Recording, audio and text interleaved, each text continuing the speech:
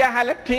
इस इंग्लैंड एक प्रतीक है, ऐसी फ्रांस जर्मनी जिसका आप कहें उसमें घंटों लग जाएंगे। मैं केवल इंग्लैंड का उदाहरण दे लूं तो आप जान। पहली बात तो आधुनिक काल में भारत जैसे देशों को, भारत को लूटा, अमेरिका को लूटा, इन सब के बल पे जो समृद्धि आई वो सारी समृद्धि लूट से हुई है। इसके पहले वहां क्या हाल था।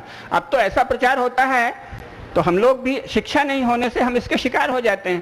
भाई सारा यूरोप तो दलदली क्षेत्र था ना। आप जरा इतिहास का थोड़ा सा पढ़िए, कितना कठिन जीवन था हजारों साल। जगह जगह जंगल और दलदल। सड़क तो वहां 18वीं शताब्दी तक संपूर्ण यूरोप में थी ही नहीं, रोम में थी और ग्रीस में थी। और यूरोप शब्द 200 साल पहले बना है।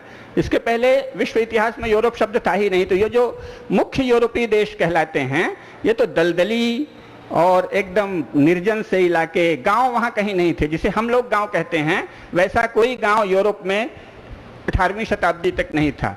हटमेंट्स थे, माने झोपड़ियों के झुंड थे और वहां कोई एक वो रहता था, उनका मालिक सा, उसके वो गुलाम रहते थे।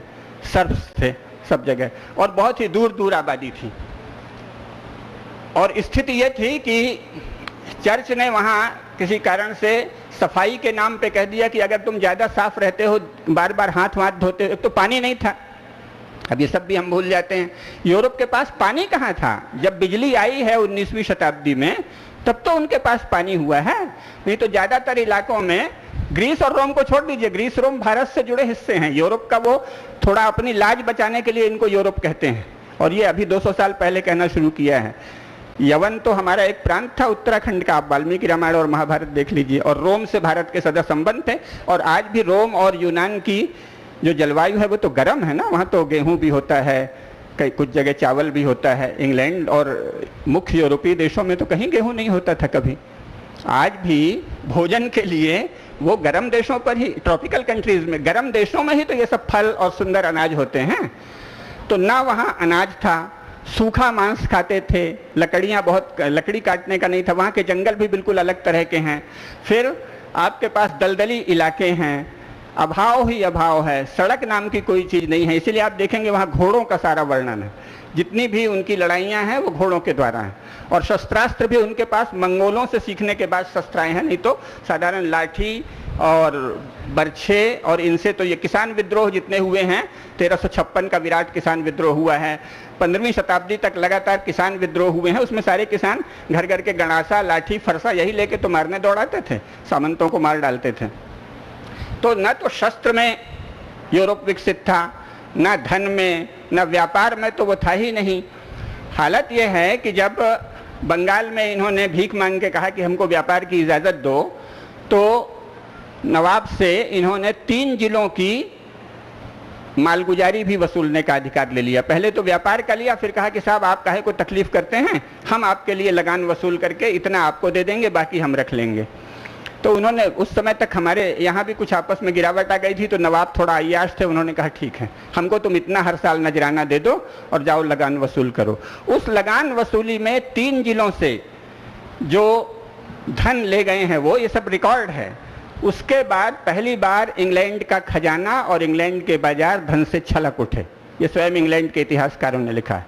भारत के 3 जिलों की राजस्व वसूली में अपना हिस्सा ले जाकर, जाहिर है उसमें मार काट घूस भी बहुत था क्योंकि वो यही उनकी परंपरा थी, लेकिन उसी के बाद बल पर पहली बार इंग्लैंड धनी हुआ।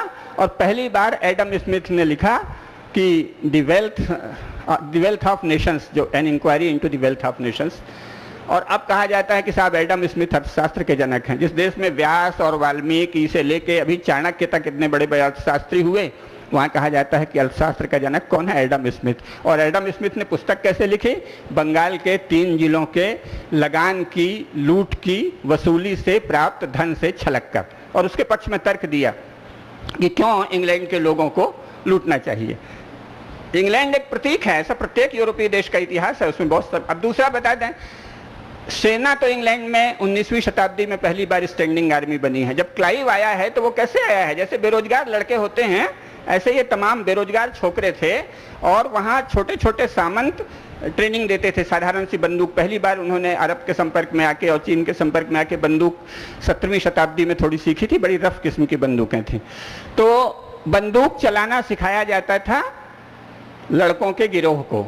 क्लाइव ने भी ऐसे ही एक गिरोह में बंदूक चलाना सीखी थी, इसलिए कि हमको बाहर जाके लूटने की नौकरी मिल जाएगी।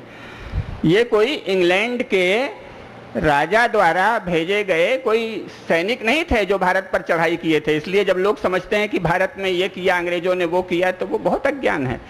कंपनी तो यहाँ व्यापार करने आई थी और 1858 के पहले ब्रिटिश राज्य ने भारत पर कोई भी हस्तक्षेप नहीं किया था। इसका सबसे बड़ा प्रमाण क्या है? वारेन हेस्टिंग्स और क्लाइव पर जो मुकदमा चले हैं, उन पर हिंदी में भी पुस्तकें आ गई हैं, क्लाइव का मुकदमा और वारेन हेस्टिंग्स का मुकदमा, आप पढ़ लीजिए।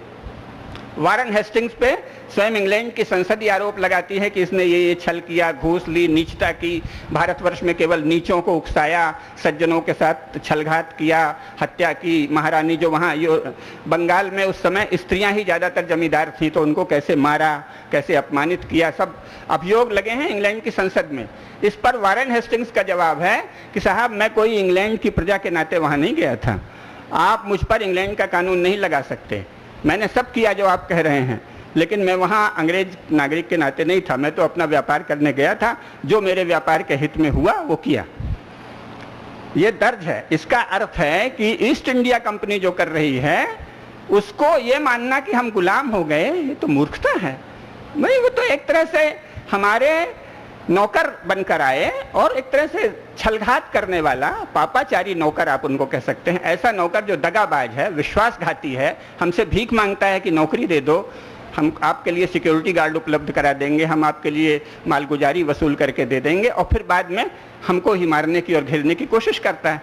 तो ईस्ट इंडिया कंपनी को विश्वासघाती नौकर ये तो कह सकते हैं, लेकिन इससे भारत गुलाम कहाँ से हो गया? 1857 में पहली बार ब्रिटिश राज्य ने हस्तक्षेप किया अपने सेनापति वगैरह भेज के, और उसमें हमारे भारत के बहुत से राजाओं ने से उनको सहयोग दिया।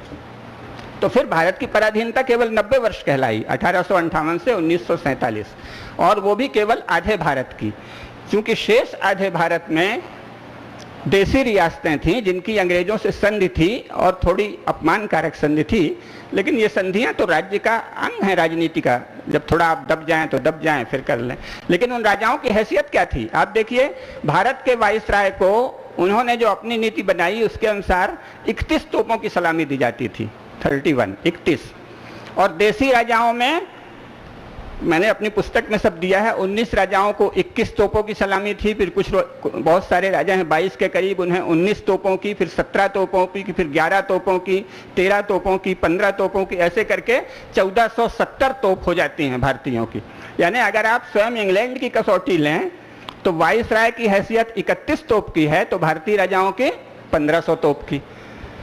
ये इसलिए याद करना जरूरी है कि जो हम समझते हैं कि हजारों साल फलाने का भी राज रहा, ठिकाने का भी राज रहा और हम बचे रहे, ये बहुत बड़ा धोखा खा जाएंगे आप। क्योंकि जहां उनको सचमुच पूरा राज्य मिला, इस्लाम और ईसाइयत दोनों का बाहर विश्व में रिकॉर्ड ये है कि जहां उनका राज्य रहा वहां कोई गैर मुसलमान नहीं बचने दिया गया मुस्लिम क्षेत्र में, और कोई गैर ईसाई नहीं बचने दिया गया ईसाई क्षेत्र में। तो ये जो हम और आप अभी भी करोड़ों की संख्या में बचे हैं, ये किसी चमत्कार से या किसी की कृपा से नहीं है, अपनी वीरता से है। और उसमें कभी कभी हमने कुशलता की। भारत यदि आज भी बड़ी संख्या में अपने मूल भारतीय धर्म की भी उपासना कर रहा है, तो ये भारत की वीरता का प्रमाण है। और जब हम ज़्यादा गुलामी आदि की बात करते हैं तो अपने उन पूर्वजों की निंदा करते हैं जिन्होंने कभी वीरता से, कभी कौशल से, कभी युक्त से, कभी कुछ संधि आदि करके अपनी रक्षा की। अगर हम पूरी तरह उनके अधीन होते, जैसा कई बार हमें इतिहास में पढ़ा दिया जाता है, तो हम सब आज फर्नांडिस और ये सब मतलब ईसाई नाम होते और ईसाई होते अगर अंग्रेजों का राज होता। क्योंकि उन्होंने इंग्लैंड में भी तो सनातन धर्मी थे, फ्रांस में भी तो सनातन धर्मी थे, लेकिन जब उनका पूरा राज्य हुआ तो उन्होंने समाप्त कर दिया। और जब एनलाइटनमेंट के बाद सारे दुनिया से उनका संपर्क हुआ, तब वो फिर बिलीविंग क्रिश्चियन नहीं रहे। इस समय यूरोप में, इंग्लैंड में केवल 20% बिलीविंग क्रिश्चियन हैं। इंग्लैंड की युवा पीढ़ी बिलीविंग क्रिश्चियन नहीं है। ये भी इंटरनेट में आप देख सकते हैं, रिलीजन ऑफ यूरोप आप टाइप करिए, उसमें मिल जाएगा।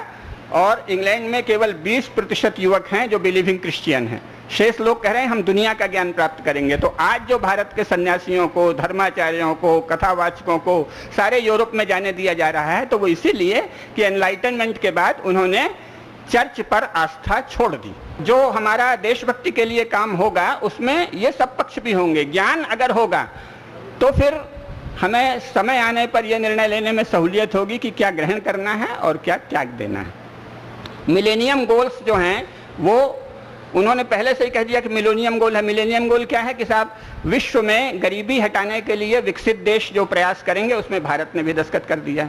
क्यों भाई, आपने अपना समूह, अगर सचमुच देशभक्तों का राज्य आ जाएगा तो वो देश विदेश में ऐसे ही लोगों को लेके ये प्रयास करेगा कि एक समानांतर संयुक्त राष्ट्र संघ खड़ा हो, अथवा संयुक्त राष्ट्र संघ में ये बात उठे कि साहब आपने जो क्षति की है भारत जैसे देशों की, उसकी क्षतिपूर्ति कीजिए। जैसे विश्व न्यायालय है, भारत सरकार अगर देशभक्त होती किसी भी पार्टी की तो अब तक विश्व न्यायालय में आप ये मुकदमा ठोक सकते थे कि 1858 से 1947 तक इंग्लैंड ने जो हमारी संस्थाएं नष्ट की, हमारा शोषण किया, हमारा मुनाफा ले गए, उसका हर्जाना दे। और वो खरबों डॉलर में हर्जाना बैठेगा। जरूरी नहीं है कि इंग्लैंड हर्जाना दे, लेकिन इससे एक नैतिक दबाव बनेगा, कम से कम उनका सर नीचा होगा जो वो अकड़ते हैं और हम ही लोगों को बताते हैं कि तुम विकासशील हो, ये तो दबेगा। लेकिन ये तो तब वो लोग बताएं जो स्वयं ये दुष्कर्म न करते हों। इनकी तो इसमें साझेदारी है कि इंग्लैंड और अमेरिका के सामने सारा भारत दबा रहे और हमारे सामने भी सारा भारत दबा रहे, हम ही को उद्धारक माने, हम ही को देश का कर्णधार माने और हम जो चाहें वो लूटें। और सारे ही काम, ज्ञान इसलिए आवश्यक है कि जितने भी ये काम किए जाते हैं वो कानून बनाकर किए जाते हैं और कानूनों में पेंच रहता है, छल रहता है, जिसको स्वामी जी और अन्ना जी जैसे लोग तो समझा रहे हैं अब हम लोगों को।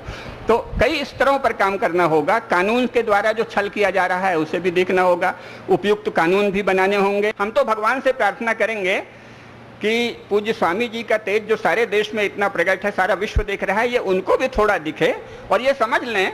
आज ही देखिए कितने शर्म की बात है, भोपाल के नागरिक के नाते मुझे कितनी शर्म आ रही है जो आज हुआ, लेकिन पूज्य स्वामी जी कितने उदार हैं, कितने करुणामय हैं कि उन्होंने कहा कि भाई ठीक है, अपने कर्म का फल आप भोगोगे, हम नहीं कहेंगे अपने नेताओं को कि इसका बदला लो, अन्यथा तो क्या गत हो जाती, हम सभी जानते हैं। स्वामी जी जो कह रहे हैं वो देश के हित में है, बहुत ही सरल तरीका है, ऐसे कानून लगा दो, काला धन को राष्ट्रीय संपत्ति घोषित कर दो, जो कानून कहते हैं उनका कानून का सरलीकरण कर दो, तुम बहुत बड़े ऐतिहासिक अर्थशास्त्री भी हो जाओगे, विश्व में अद्वितीय अर्थशास्त्री के रूप में प्रतिष्ठित हो जाओगे कि वाह वाह ये है सचमुच इकोनॉमिक रिफॉर्म जो स्वामी जी बता रहे हैं, वैसा कर दो तुम भाई। डायरेक्ट टैक्स 2% जो लगाना है बैंक ट्रांजेक्शन के लेवल पे वो लगा दीजिए। पूरे आंकड़े देके स्वामी जी ने दिखाया है, कोई समस्या भी नहीं आएगी। और बस एक निवेदन मैं अवश्य करूंगा पूज्य स्वामी जी से, अगर वो उचित समझें, 9 अगस्त को वो अगर उचित समझें, जैसे वो सन्यासी हैं, इन जो हमारे अभी तक के लुटेरे नेता हैं उन्हें अभय दें, उन्हें ये कहें कि भाई हम तुम्हारा धन तो ले लेंगे देश के लिए, उसका राष्ट्रीयकरण हो जाएगा जो तुमने काला धन किया है, लेकिन हम तुम्हारे जान माल की रक्षा करेंगे। फांसी नहीं दें।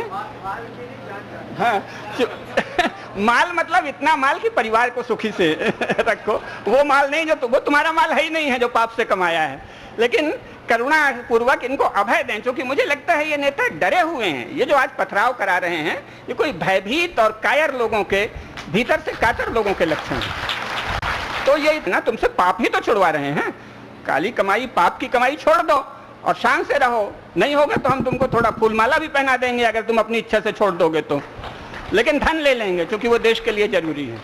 बस अब भी इतना ही निवेदन।